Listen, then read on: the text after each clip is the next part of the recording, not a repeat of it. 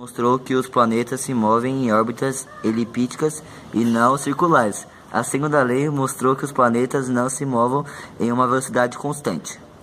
É correto afirmar que as leis de Kepler confirmaram as teorias definidas por Copérnico e são exemplos de modelos científicos que passou a vigorar a partir da Alta Idade Média. B. Confirmaram as teorias definidas por Ptolomeu e permitiram a produção das cartas náuticas usadas no período do descobrimento da América. C. São bases do modelo planetário geocêntrico e se tornarem a premissa científica que vigorará até hoje. Ou D. Forneceram subsídios que para demonstrar o modelo planetário heliocêntrico e criticar a posição definida pela Igreja naquela época. Então, pessoal, esse aqui é o exercício 1, é a letra D, porque as leis de Kepler confirmaram o sistema heliocêntrico defendido por Nicolau Copérnico e contrariaram a teoria do geocentrismo defendido pela Igreja. A gravitação universal de Isaac Newton estabelece a intensidade da força de atração entre duas massas. Ela é representada pela expressão F é igual a G, M1, M2, dividido por D ao quadrado, onde o M1 e o M2 correspondem a massas do corpo, D, a distância entre eles, G, a constante universal da gravitação e F, a força que o corpo exerce sobre o outro. O esquema representa as trajetórias circulares dos 5 satélites da mesma massa orbitando a Terra. Qual gráfico expressa a intensidade das forças que a Terra exerce sobre cada satélite em função do tempo? Aqui é o exercício 2, eu vou falar a fórmula para vocês, que é essa daqui, que é F igual a gravidade M vezes M ao quadrado sobre D ao quadrado. É a letra B, porque a força da atração entre duas massas depende dos valores dos dois corpos em questão e também da distância entre esses corpos, por isso que é a letra B. O satélite brasileiro cai na Terra após o lançamento falhar. Veiculada pelo jornal O Estado de São Paulo em 10 de outubro de 2013, relata que o satélite, esse nome aí que vocês estão vendo, desenvolvido em parceria entre o Brasil e a China, foi lançado no espaço a uma altitude de 720 km, menor do que a planejada, e com uma velocidade abaixo da necessária para colocá-las em órbita em torno da Terra, para que o satélite pudesse ser colocado em órbita circular na altitude de 720 km. O módulo da sua velocidade com direção tangente à órbita deveria ser de aproximadamente note e adote. O raio da Terra é 6 vezes 10 elevado à terceira quilômetros. A massa da Terra é 6 vezes 10 é 24 quilômetros. A constante da gravidade universal é a G, que é a gravidade, igual a 6,7 vezes 10 sobre menos 11 metros cúbicos. A, 61 km por segundo. B, 25 km por segundo. C, 11 km por segundo. D, 7,7 km por segundo. Ou E, 3,3 km por segundo. Pessoal, aqui é o exercício 3 e vou falar o dado para vocês. A velocidade que nós estamos querendo achar, a gravidade é igual a 6,7 vezes 10 elevado a menos 11 metros ao quadrado. A massa é igual a 6 vezes 10 elevado a 24 quilos. O R é igual a 6 vezes 10 elevado a 6 metros. O H é igual a 720, transformando em potência dá 720 vezes 10 elevado a terceira metros. Usando a fórmula R igual a R mais H, vai dar 6,72 vezes 10 elevado a 6 metros. Usando a fórmula V é igual a G vezes M, vai dar V é igual a raiz de 6,10 elevado a sétima, que transformando vai dar 7 vezes 10 raiz de 3 metros por segundo, que vai dar 7 vezes 7 quilômetros ao quadrado.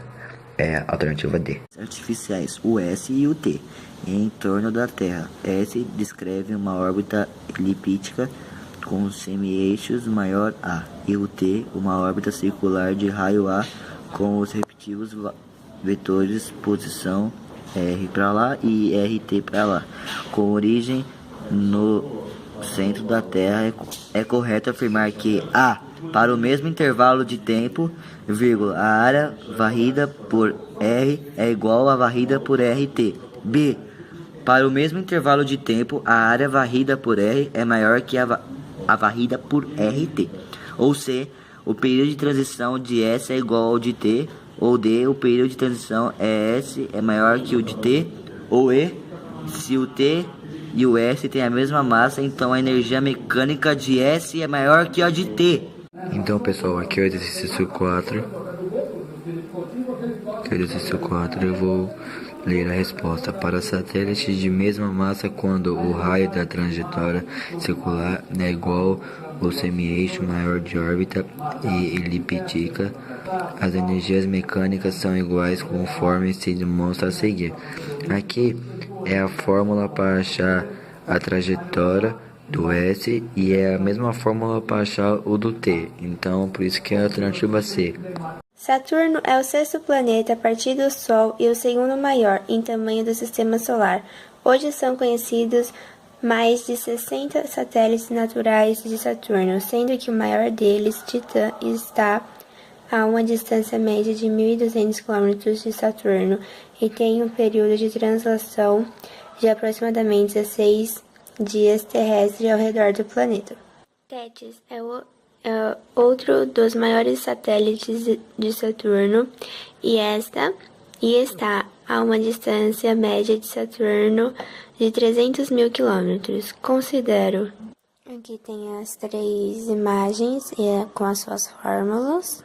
O período aproximado da translação de Tétis ao redor do Saturno em dias terrestres é A4, B2, C6, D8 e E10. Dados que o exercício deu foi: R1 é igual a 1.200 km, que será igual a 12 vezes 10 elevado a 5.